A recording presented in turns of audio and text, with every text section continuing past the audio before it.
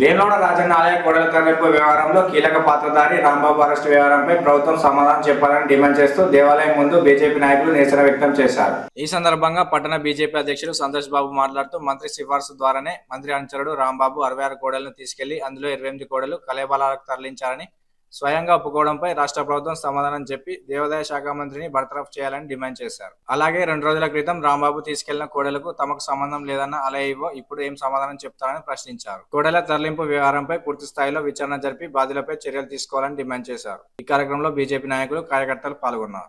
Geesukonda police స్టేషన్లో మరి దేవాదాయ శాఖ మంత్రి అనుచరుడు అనేటువంటి రాంబాబుపై కేసు నమోదు కావడం, మరి ఆ రాంబాబు అనే వ్యక్తి మరి మంత్రి గారి సిఫారసు లెటర్ ద్వారానే నేను ఈ 60 కోడెలను తెచ్చుకోవడం జరిగింది, దానిలో 28 కోడెలను మరి గోవధశాలకు అమ్ముకోవడం జరిగింది అని చెప్పి స్వయాన ఒప్పుకోవడం జరిగింది.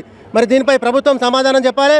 కాంగ్రెస్ ప్రభుత్వానికి నిజంగా చిత్తశుద్ధి ఉన్నట్టయితే మరి వెంటనే దేవాదాయ శాఖ మంత్రిని బర్తరఫ్ చేయాలి. మరి దీనిలో భాగస్వాములు ఉన్నటువంటి దేవాలయ అధికారులపై మరి పూర్తి విచారణ జరిపి వారిని వెంటనే సస్పెండ్ చేయాలని చెప్పి భారతీయ జనతా పార్టీ పక్షాన మేము డిమాండ్ చేస్తూ ఉన్నాము.